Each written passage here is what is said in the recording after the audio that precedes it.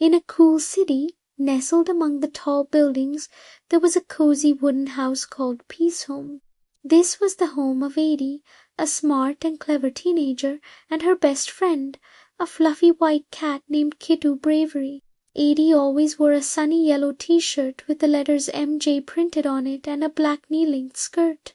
Kittu, equally stylish, sported a red t-shirt with a smiling face and the letters AC, along with a pair of cool blue pants. They were the best of friends, sharing every moment in their peaceful home. One day Adie left for her university, the Grand MJAC University, but as the sun began to set, she didn't return. The clock ticked past 7 in the evening, and a worry started to grow in Kittu's heart. He had helped with all the household chores, tidying up their little home, all the while expecting to hear Adie's cheerful voice at the door. But there was only silence. Kittu paced back and forth, his fluffy tail twitching with anxiety. Why wasn't Adie home yet?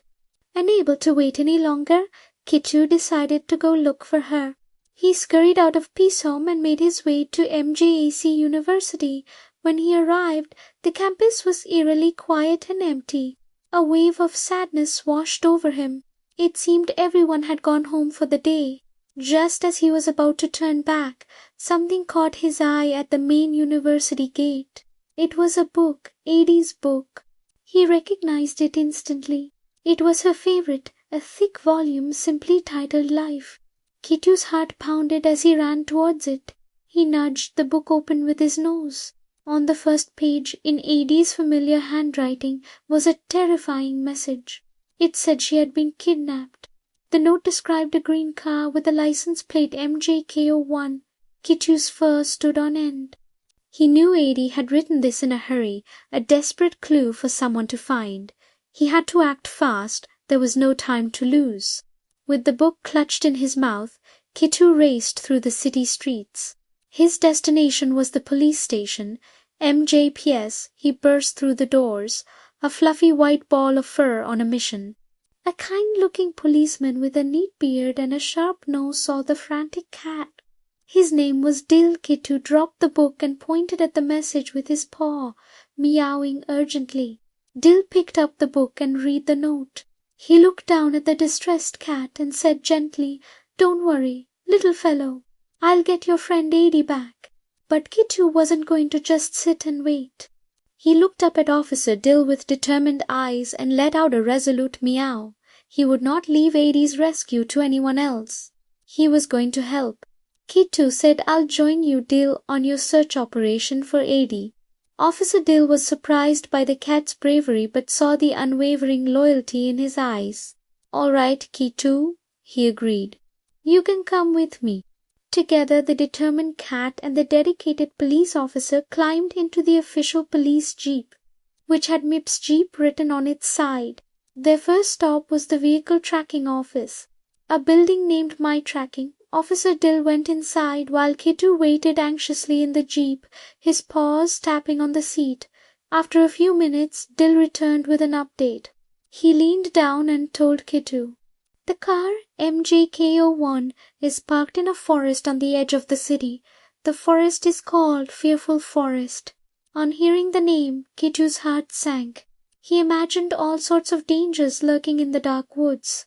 He looked at Dill, his eyes welling up with tears, and let out a desperate plea. He begged Dill to go to Adie right away. Officer Dill nodded, his expression serious. "Let's go, Kittu. We're going to Fearful Forest." They sped off in the jeep, the siren wailing as they raced towards the forest. As they entered Fearful Forest, the tall trees blocked out the evening sky, casting long, spooky shadows. It was a daunting place, but the thought of Adie gave Kittu all the courage he needed. After a tense drive along a winding dirt road, they saw it. Parked under a massive, twisted tree was the green car, MJKO1. They had found it. They stopped the jeep at a distance and approached the car with caution. Kittu, being small and stealthy, went first. He crept silently towards the green car. His heart was hammering against his ribs. He peeked through the windows, but Adie was nowhere to be seen. He checked the front seats, the back seats nothing. A knot of fear tightened in his stomach. Where could she be? Officer Dill followed, his hand resting on his flashlight. He methodically checked the car as well. Then Dill moved to the back of the car. He looked at the trunk, or as some call it, the dicky. He carefully pried it open. And there she was, Adie. She was unconscious, her hands and feet tied with thick ropes.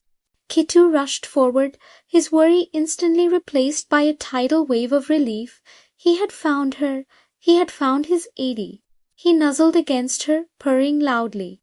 Tears of joy streamed from his eyes, dripping onto his fluffy white fur. His brave and dangerous journey was over. Adie was safe.